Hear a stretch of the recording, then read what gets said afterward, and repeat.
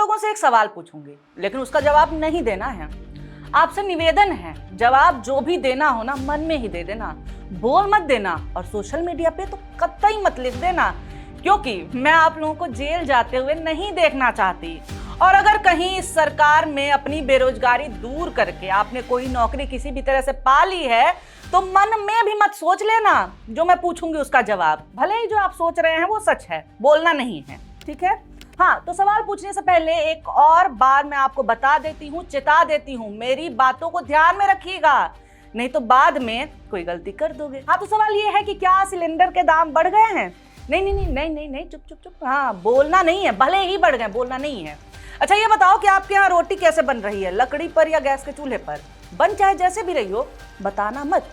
अगर बताओगे तो जेल हो जाएगी, नौकरी छूट जाएगी, मैं सच कह रही हूँ। तो आज मैं आप लोगों को देश में चल रही ऐसी ही कुछ घटनाओं के बारे में बताऊंगी, जिसमें अगर आप इस देश का कल्याण करने के लिए अवतरित हुए एक महापुरुष को एक नागरिक के तौर पर रचनात्मक तरीके से ही सही आईना दिखाते हैं या सवाल पूछते हैं, तो आपको उसका खामियाजा काफी अलग अलग तरीके से भुगतना पड़ सकता है। तो चलिए वीडियो शुरू करते हैं।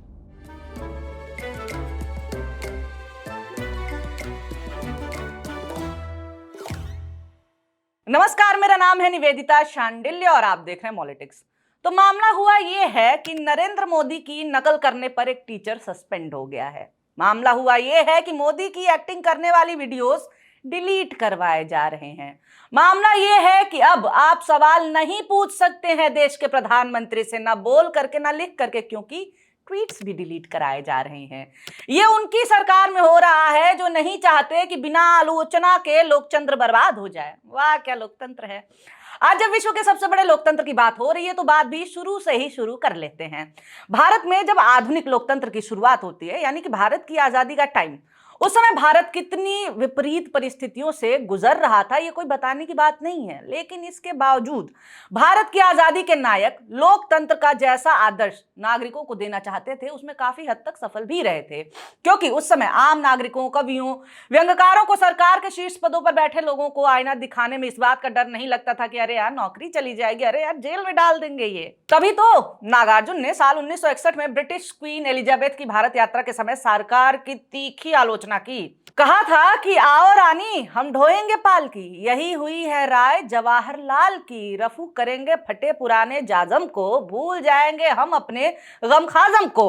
और इतना ही नहीं, जब नेहरू ने कॉमनवेल्थ में बने रहने का फैसला किया, तो नागार्जुन ने उन्हें गुलामी का प्रतीक बताया और अपनी प्रतिक्रिया इस प्रकार दी। उन्होंने कहा कि वतन बेचकर पंडित नेहरू फूल रहे हैं, समा बांधकर नई गुलामी झूल रहे हैं। और एक बार तो उन्होंने नेहरू की शेरवानी में लगे हुए गुलाब पर ही तंज कर दिया था और कहा कि बाहर गुलाब है लेकिन अंदर गरीबी और सड़न है। गोपाल दास ने तो नेहरू की विदेश नीति पर ही प्रश्न चिन्ह लगा दिया। खूब रहे पंचशील, खूब रहे नेहरू जी, हिंदी चीनी भाई भाई, लुट गए नेहरू जी, कबूतर उड़ाते रहे, अमन की बातें करते रहे, पीठ में छुरा घोपा गया, देखते रह गए नेहरू जी। ये बातें लोग नेहरू के लिए कह रहे हैं। सोचिए आज जरा, कौन करेगा, हिम्मत कर सकता है क्या कोई?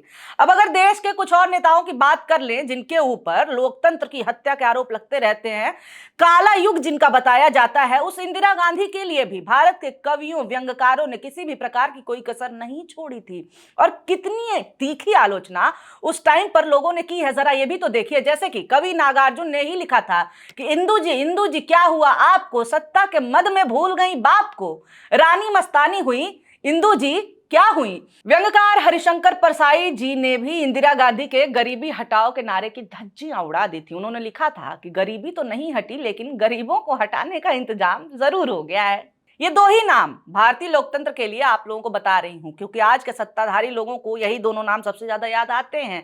ये बातें तो उस जमाने की थी जिसमें सत्ता को सीधे तौर पर लोग अपने अपने तरीके से टारगेट करते थे, सवाल पूछा करते थे। लेकिन अब राम राज्य का सपना दिखाने वालों के राज को भी देख ही लीजिए आप। और इसमें ज्यादा नहीं, हाल ही में घटी 2-3 घटनाओं से भारतीय लोकतंत्र में नागरिकों के अधिकारों और शीर्ष पे बैठे लोगों की हकीकत आप देख सकते हैं।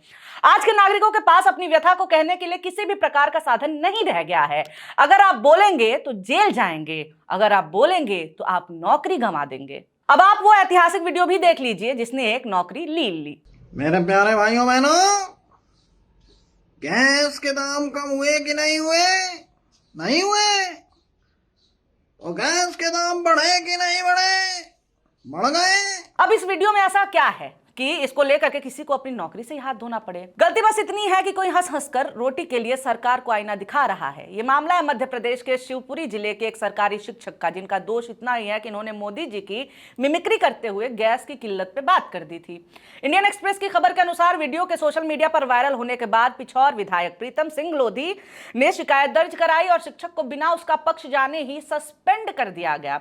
अब इतना खतरनाक हो गया है सरकार के बारे में बोलना, वो भी सिर्फ अपनी परेशानियों को लेकर के, कि आप सोचिए ना कि बिना किसी सुनवाई के ही लोगों को अपनी रोजी रोटी से हाथ धोना पड़ रहा है। ये कोई एक ही मामला नहीं है। सरकार आजकल अपनी बुराई न सुनने के लिए कानून ही लेकर के आ गई है। कानून के अनुसार अब सोशल मीडिया कंपनियों को आदेश मिलने के 3 घंटे के अंदर ऐसा कंटेंट हटाना अनिवार्य है, वरना उन पर कानूनी कार्रवाई हो सकती है। कई मीडिया संस्थानों ने इसे सेंसरशिप बताते हुए विरोध किया। मीडिया यानी मीडिया की बात कर रहे हो, टीवी वालों ने कुछ नहीं बोला है, हाँ, क्योंकि इसमें सीधे तौर पर राजनीतिक व्यंग यानी कि सटायर और कार्टून्स को निशाना बनाया गया है। अब इसका एक उदाहरण भी आप देख लीजिए। हाल ही में भारत सरकार द्वारा सोशल मीडिया से प्रधानमंत्री नरेंद्र मोदी का मजाक उड़ाने वाले कंटेंट को हटाने के आदेश दिए गए। इस कार्रवाई में कई जाने माने लोग और डिजिटल प्लेटफॉर्म्स शामिल हैं। उदाहरण के लिए द वायर न्यूज पोर्टल द्वारा प्रधानमंत्री पर बनाया गया एक 53 सेकंड का एनिमेटेड व्यंग वीडियो इंस्टाग्राम, फेसबुक और एक्स यानी ट्विटर से हटा दिया गया।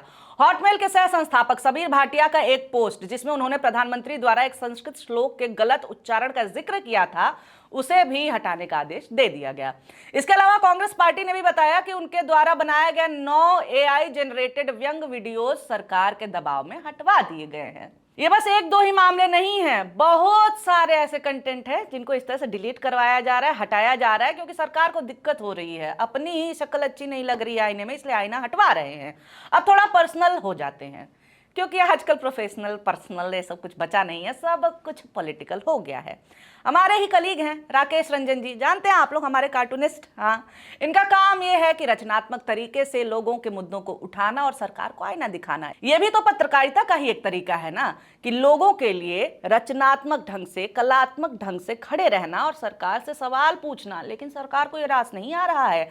इनके द्वारा बनाए गए सभी कार्टून्स सरकार को बहुत ज्यादा चुभने लगे हैं, इसीलिए इनके द्वारा बनाए गए कार्टून्स को लगातार सोशल मीडिया प्लेटफॉर्म से हटा दिया जा रहा है। और इतना ही नहीं, कई बार लीगल नोटिस दिया जा रहा है।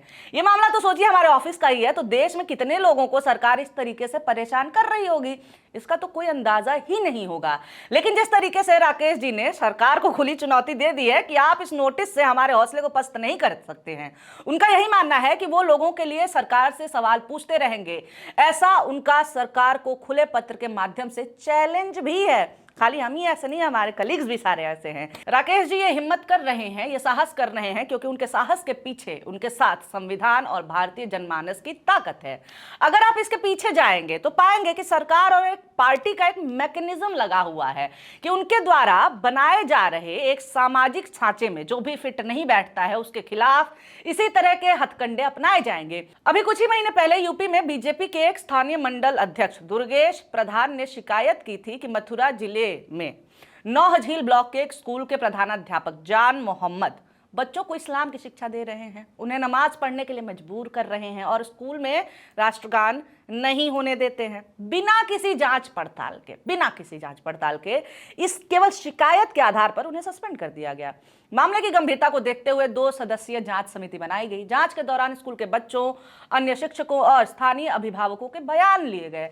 किसी ने भी आरोपों की पुष्टि नहीं की, इसके उल्टा ही हुआ। लोगों ने बताया कि प्रधानाध्यापक का व्यवहार हमेशा से ही निष्पक्ष रहा है। यह घटना बताने का उद्देश्य बस इतना ही था कि सरकार और सत्ताधारी पार्टी के द्वारा समाज के बनाए जा रहे माहौल में किसी भी प्रकार की बाधा डालने पर इसी प्रकार का व्यवहार होगा, क्योंकि अब इस लोकतंत्र में नागरिकों की कीमत से ज्यादा किसी एक नेता के इमेज की वैल्यू हो गई है। क्योंकि ना तो आप सवाल पूछ सकते हैं, ना मिमिक्री कर सकते हैं, ना कार्टून बना सकते हैं, ना पत्रकारिता कर सकते हैं, और शायद इसे ही सबसे बड़े लोकतंत्र में अभिव्यक्ति की आजादी कहते हैं। आपका क्या मानना है इस मामले पर, कमेंट करके बताइए। हंस रही हूं क्योंकि कई बार जब दुख बहुत ज्यादा बढ़ जाता है तो आदमी को हंसी आने लगती है। वीडियो आपने अंत तक देखा, अच्छा लगा है तो लाइक जरूर कर दीजिए, और ऐसे वीडियोस आपके सामने आते रहे इसके लिए हमारे चैनल को सब्सक्राइब करना नहीं भूलना है। वीडियो देखने के लिए बहुत शुक्रिया, बहुत धन्यवाद।